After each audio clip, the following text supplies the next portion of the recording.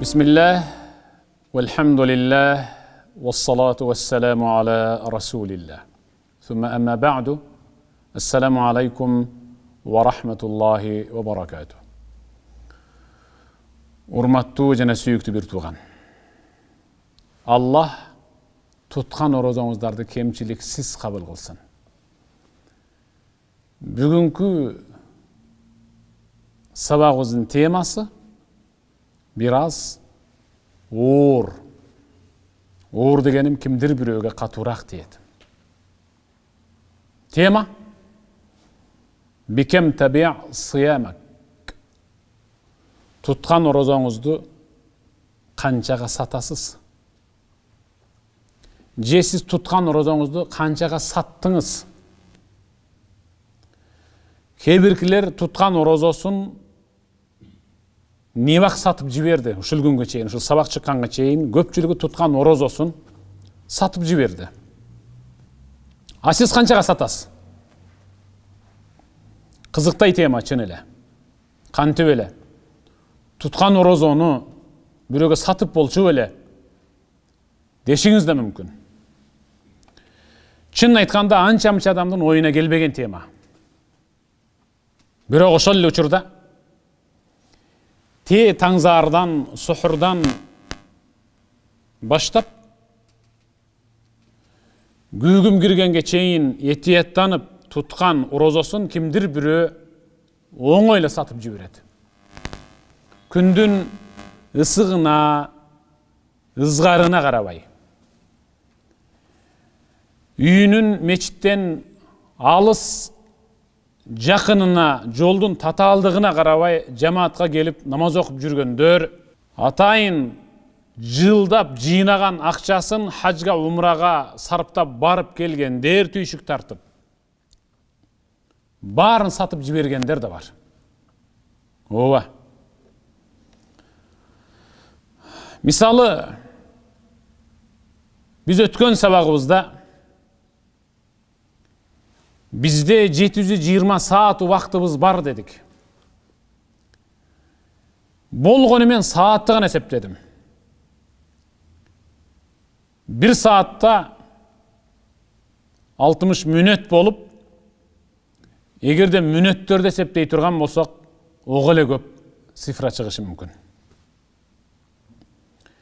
Биз үчүн бир айлык убакыт 720 саат болуп, ар бир сааты алтын, бир сааты күмүш, дагы бир сааты берметтен болгон кыштар менен биз 720 сааттын ичинде эбегейсиз чоң, ар бир адамдын көз жоосун алган, тиктегенде тамчантып, суктантып өзүнө тартып турган чоң хан сарай курабыз. Рамадан деген ибадат, орозо. Бирок куруп бүтүшү менен кээ биркилер куруп атып, дагы бирөөсү куруп бүтүп, же кээ биркилер ортолоп калганда, ошондой чоң бермет, алтын, күмүштөн кышы тургузулган сарайды оңой эле оңбогон акчага, жарыбаган акчага сатып жиберет. Элестетиңиз, сиз белиңиз бекчейип, колуңуз кабарып, жеке өзүңүз эмес, бирде ата-энеңизди, бирде бир тууганыңызды, кала берсе үй бүлөңүздү түйшөлтүп, 2, 3, 4 кабат салган тамыңызды ага 100 000, 200 000, 300 000 доллар сарптап, баарын бүтүрүп, мына эртең үй той кылып, үй бүлөбүз менен бир жакшы жай баракат жашоону баштайбыз деп аткан күнү жаман көргөн досуңузга, эң жаман көргөн досуңузга аласыңбы, мен мына үйдү сага 5000 сомго сатам дейсизби? Ошондой деген адам акылсыз, кемчонтой, аңку. Тутуп аткан орозосун, окуп аткан намазын сатып бергендер бар. Сиз өзүңүздүн эң жакшы көргөн буюмуңузду эң жаман көргөн адамыңызга белекке берип жибере аласыз. Колуңуздагы алтын саатты, айылыңыздагы сизди жамандап, сиз менен кектешкен, касташкан душманыңызга эч качан белекке бербейсиз колуңуздагы саатты. Ал алтын саат Kolunuzдағы iPhone деген telefonunuzdu жаңа алғансыз 90 000 сомға. Же 100 000 сомға алғансыз. Айылыңыздағы ең жаман көрген, сіз менен кектешкен душманыңызға мен саға iPhone берем деп беріп қоя албайсыз. А бирок сіз бейішке киргизе турган орозоңузду, кабыл болгон намазыңызды ең жаман көрген адамыңызға беріп қойып атасыз. А бирок сіз телефонуңуз менен алтын саатты жакшы көргөн адамыңызга дагы бере албайсыз да. Бирок сіз намазыңыз менен орозоңузду, зекет, ибадаттарыңызды жаман көргөн адамыңызга жөн эле бекер берип атпайсыз. Ошон үчүн мен орозоңузду канчага саттыңыз, же канчага сатасыз деп тема койдум.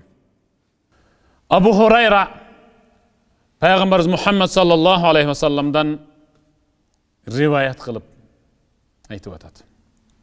Пайгамбарыбыз: "Мен лем яда قول الزور والعمل به فليس لله حاجة في أن يدع طعامه وشرابه."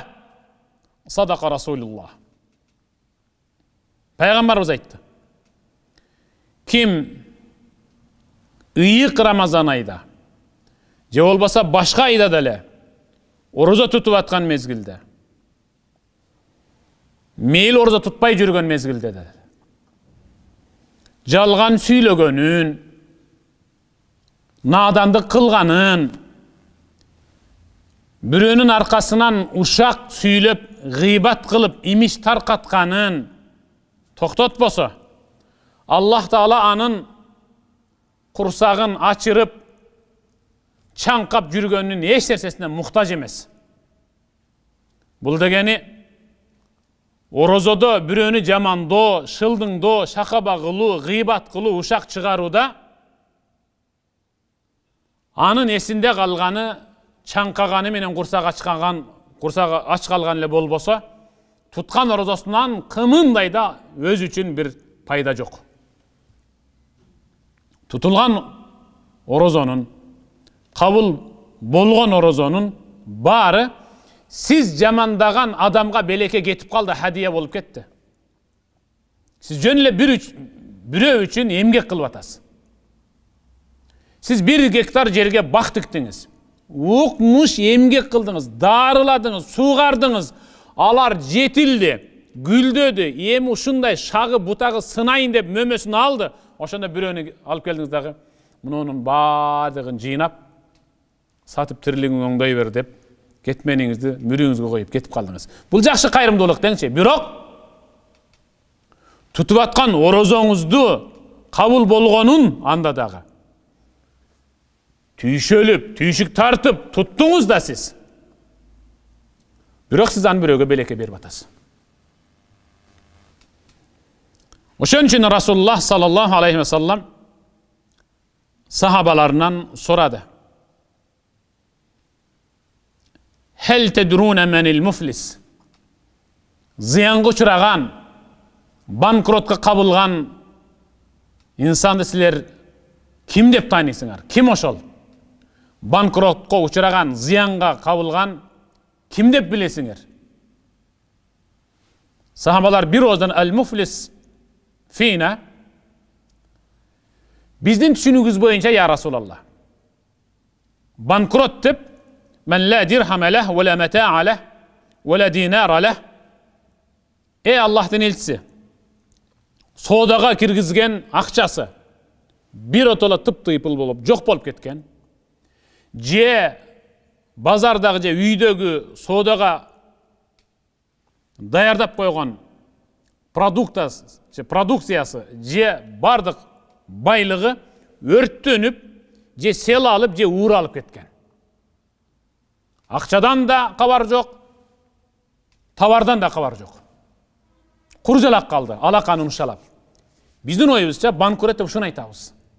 Мына биздин оюбузча чыныгы банкрот ушул. Анткени көзүбүз көрүп турат. Арабызда андайлар бар. Пайгамбар айтты: "Иннал муфлис мин уммати من يأتي يوم القيامة بصيام وصلاة وزكاة ويأتي قد شتم عرض هذا وقذف هذا وأكل مال هذا Peygamber aytdı. Kıyamattagı menin ümmetlerimden içinen en çoğ ordu tolguz. Kayra ordu tolguz. Çoğ bankrotga uçuragandar alar mına bular.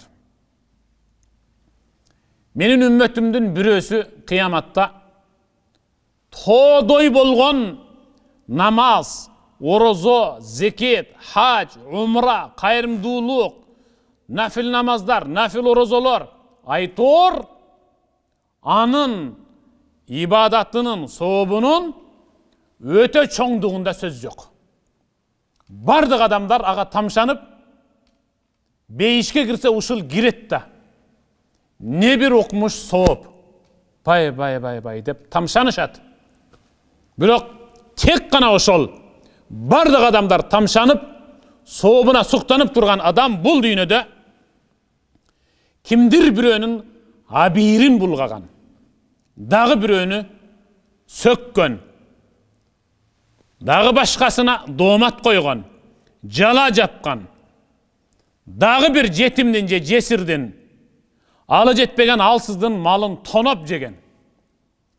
Feyuqadu Allah oşol soğuptoru today bolgan kişini andan korduk görgöndördün bul dünyada andan korduk görgöndördün mangdayına oturguzat. Bari tizilip oturat. Janagı jalgız anın mangdayına, alardın mangdayına oro bara bolup mangday teske bolup oturat. Feyaktassu hâze min hasenatih ve hâze min hasenatih. Allah Teala andan korduk görgen adamlardan sorayt. Ya ibadi, ey bendim. Akыңды alasın mı? Alıp vereyim akыңды. Ankeni men kımınday da zulüm kılıcı emesmin. Bugün silerge atayın amal tarazası koyuldu. Tartılat. Andan korduk görgöndör, korduk görüşünçe anın kabul bolgan ibadattарын soğubun tarazaga alıp, ölçönüp, berki korduk görgen adam razı bolgonga çeyin Allah Taala'nın soğubun alıp beredi. فَاِنْ فَنِيَتْ حَسَنَةً فَاِنْ فَنِيَتْ حَسَنَاتُهُ قَبْلَ أَنْ يَقْضِيَ مَا عَلَيْهِ مِنَ الْخَطَايَا اُخِذَ مِنْ خَطَايَاهُمْ فَطُرِحَتْ عَلَيْهِ ثُمَّ طُرِحَ فِي النَّارِ.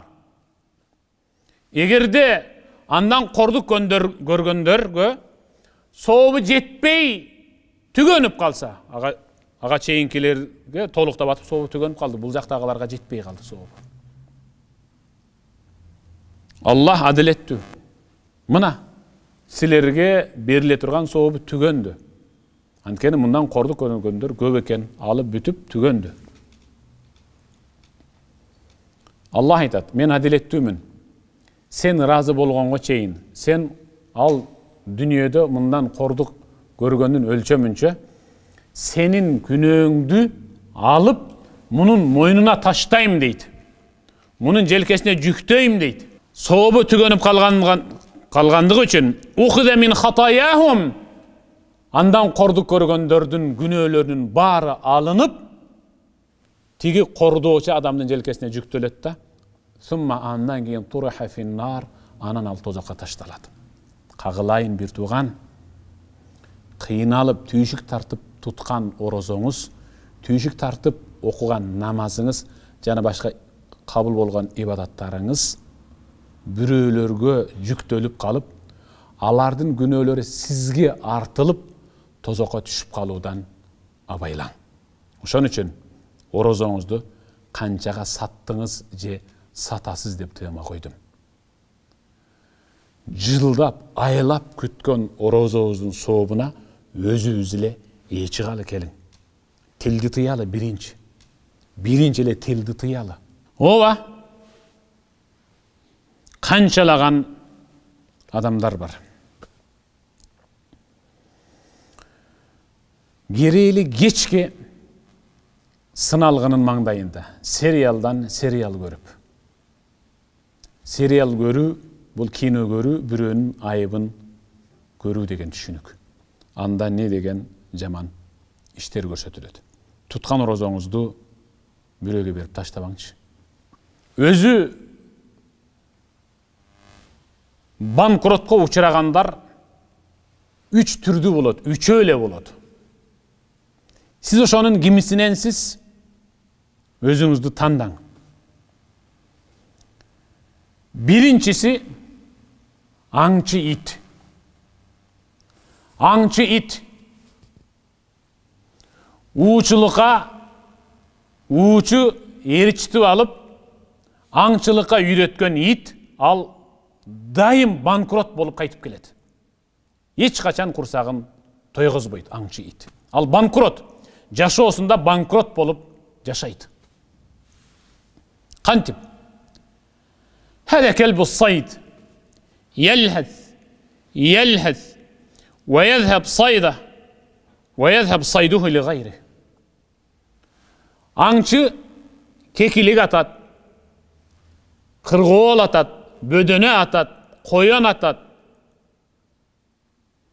Үйрөтүлгөн аңчы ит аңчынын огуна учуп түшкөн канаттууну, кекиликти, коёнду жебестен тиштеп келип ээсине берет. Ээси аны капчыгына салып коет. Мына ит канча елхес тилин салаңдатып, ары чуркап, бери чуркап тиштеп келип, тишиндегини ээсинин капчыгына салып берди. Дагы тамшанып тиктеп коет. Мына бул чыныгы банкрот. Ит деген бул өзү тутуп жеп, ошол жегендеги арам каны менен ал рахат алат. Ээсинин берген сулп эти, этинен сылынган сөөгү ит үчүн анчейин эле рахат алып келе бербейт. Чыныгы банкрот ушул ит. Эми жейин деп аткандагы кекиликти дагы ээси анын оозун алып капчыгына салып алат. Мына бул банкрот ит ушул. Экинчиси ал-бахил, сараң, битир, ичи тар, карөзгөй. Yecma'ul mal ve yezheb maluhu li gayri. Bul karözgöy içi tar, baylığın jıynay beret, jada kalsa özü de toyunup jebeyt da. Özünü de uşunday bakıldık kılıp ketet da, sarаңдык kılıp, içi tardı kılıp ketet. Jıynay beret, bürögö berүүgö taptakır batınbayt da, al bergisi gelbeyt. Jıynap жүрүp ölüp kalat, жыйынтыгында anın baylığı bari bir чачылып мураскорлоруна кетет. Кара курсагына жумшаган жок. Жакшылап бир желкесин агартып карартып бир каратон кийген жок. Бул сараң. Үчүнчү банкрот ким? Ал-мугтаб. Бирөөнүн аркасынан жамандоочу. Бирөөнүн аркасынан гыйбат кылып, ушак имиш чыгаруучу. Кээ бир адамдар бар. Ушу бирөөнүн аркасынан жамандаса, кадимкидей мындай жеңилдегенсийт. Жеңилдегенсигениң менен ибадатыңдын бүт барын ошого өткөрүп бердиң. Кагылайын, чын жүрөгүмдөн ыйык Рамазан айда. Келгиле бири-бирибиздин аркабыздан жамандап сүйлөгөндү токтотолу. Ыйык Рамазан айдан алган сабагыңар, таасириңер ушул болсун. Ал-мугтаб адамдардын аркасынан гыйбат кылып сүйлөөчү, ал чыныгы банкрот. Йагтабун нас وتذهب حسناته لغيره. Ал отуруп алып, басып жүрүп үйүндө бирөөнүн аркасынан аябай акылдуу киши катары сүйлөй берет. Окуп кабыл болгон намазы, тутуп кабыл болгон орозосу заматта жамандалып жаткан адамга барып жүктөлө берет. Мындан өткөн кордук барбы? Да кандай болуш керек эми айтыңчы? Эмнеге биз туткан орозобузду оңой олтоң эле сообун бирөөгө берип коебуз? Ошон үчүн Расулуллах саллаллаху алейхи ва саллам "Мен канат лаху мазламатун ли ахихи мин ирди ау шей фальятахаллал минху ал-йавм qabla an la yakuna dinar wala dirham." Kimdin bul dүйнөдө bir tanıgan же tanımagan dost, tuğan, sanalaş, koşuna, mamileleş, kızmattaş adamda abiyir, akça karız bolsa, азыртан тирүү мезгилинде адалданып кутулуп алсын. Кутулуп алсын адалданып дегени биротоло кутулуп алсын. А бир карыз болсо, мен сизди жамандап койгон элем, мени кечириңчи. Мейли урам десеңиз уруп эле алыңчы, мен сизди жамандап алганмын. Мени кечириң, мен сиз жөнүндө эми жакшы ойго келдим. Деп адалданып алгыла. Пайгамбар айтат: акча, байлык, мансап роль ойнобой турган учур келгенге чейин. Ал качан роль ойнобойт? Акча, теңге, доллар, евро, сом кыяматта эч кандай роль ойнобойт. Ошого чейин адалданып ал. Мен аркамдан жамандагандар бар, билем. Жазып аткандар да билем. Жаман көрчү элем, жамандап койгом. Мен аркамдан шылдыңдап, жек көрүп, көрө албай, кызганып, жамандап жүргөн адамдарга дуа кылып атам. Аллахым, аларга инсаф бер, хидаят бер, өмүрүн узун кыл, өздөрү үчүн дагы иштей турган, өздөрү үчүн кам көрө турган, өздөрүнүн окуган намазын соона өздөрү эле ээ чыга турган кылып койгон. Силерден Аллах разы болсун. Намазыңардын, орозоңордун, зекетиңердин, хаж, умра, кайрымдуулугуңардын соогун мага берип койгонуңар үчүн ыйык Рамазан айда учурдан пайдаланып, башымды ыйык, ылдый төмөн кылып, таазим этип силерге ыраачылык билдирем. Мындан кийин бирок туткан орозоңордун соогуна өзүңөр эле чыгып жүргүлө. Аллах Таала өз аятында стағады билlah: "Yawma la yanfa'u malun wala banun illa man ata Allaha biqalbin salim." Bir gün gelet. Al күндө байлык да, жекжат, туган урук, перзент, достор, санаалаштар да пайда бербейт. Ал кайсыл күн? Ал кыямат. İlla men atallaha bi kalbin salim. Allah'ın aldına жүрегі таза келген инсанға ғана пайда. Бирөөгө болгон душмандык жүрөгүңүздө жок. Иманыңыз бекем. Өзүңүздүн жасаган ибадаттын соңуна өзүңүз ээ чыккан абалда бардыңыз. Мына бул адам утукка жетишти. Туткан орозоңузду жарыбаган ушак имишке, жалган жала сөздөргө сатып жибербең. Туткан орозоңуздун сообуна өзүңүз эле ээ чыгың. Ошон үчүн Расулуллах саллаллаху алейхи ва саллам бир күнү мечитинде отуруп, бизге азыр бейиштик бир киши кирет мына ол эшиктен деди. Көп өтпөй чокойун колуна кармап, жаңы эле алган daarатынын суусу сакалынан ылдый тамчылап кирип келди. Жупуну көрүнүпсүз эле адам. Көпчүлүгү тааныбайт эле дейт сахабалар. Анас ибн Малик риваят кылып атат. Көпчүлүгү тааныбайбыз. Кадыр баркы деле жок киши. Баарыбыз таң калдык. Ийин кошурду кушулбу бейишке кире турган. Жупуну кийимин карасаң деп таң калдык. Экинчи күндө айтты. Үчүнчү күнү да айтты. Үчүнчү күнү Абдуллах ордунан туруп бар сахабалар эшикке чыга бергенде баягы кишинин жанына келип, мен ата менен кичине кызышып кетип сөздө. Атама каяша сүйлөп алып үйгө баргандан тартынып атам. Өзүмдүн атамдын ачуусу кайтканга чейин сизди менен үйүңүзгө барып эгерде түнөп турсам болобу деди. Болот, эмнеге болбосун? Жүрү. Үйүнө алып барды. Чай ичишти. Жашоосу кадырлуу адамдардын жашоосундай. Керек болсо алардын да жашоосунан төмөн. 5 убак намазга пайгамбардын мешитине келет, жамаатка кайра барат. Тирлиги бар. Жупуну дасторкон. 3 күн жашады Абдуллах ошонун үйүндө. 3-чү күнү кагылайын бай болгур. Ага. Пайгамбар азыр бейиштик киши кирет дегенде үчөөнө тең сиз кирдиңиз. Кайсыл ибадатыңыз менен, кайсыл мүнөзүңүз менен, кайсыл жүрүм турумуңуз менен пайгамбардын мактоо сөзүнө, мактоо тилине илешип калдыңыз, айтыңчы деди. Карап отуруп, силердей эле ибадат кылам. Керек болсо ибадатым силерден да аз. Бирок менде бир гана нерсе бар. Ушу түнү жатарга келип, төшөккө бутумду коюп, жастыкка башымды коёрдо. Аллахым, Аллахым, мени алдымдан дагы, көзүм жокто аркамдан дагы жамандагандардын баарын кечирдим. Бирөөсүн калтырбай кечирдим, Аллахым, кечирдим. Сен күбөсүң. Sen gübösüň, sen meni geçirgin, sen meni geçirgin deymin. Uşul bolsa kerek dedi. Abdullah ertesi Peygamberge aytıp geldi uşul sözün. Peygamber aytdı, "Oba, al oşonusu menen tiri-tiri beşlik bolup kalgan" dedi. Kagılayınlar. Men da arkamdan jamandagandardın barın keçirdim. Allah'ım sen meni geçirgin dep silerdi güwe kılıp aytam. Siler da hiç kaçan biröni jamandabay tutkan orozoňordu.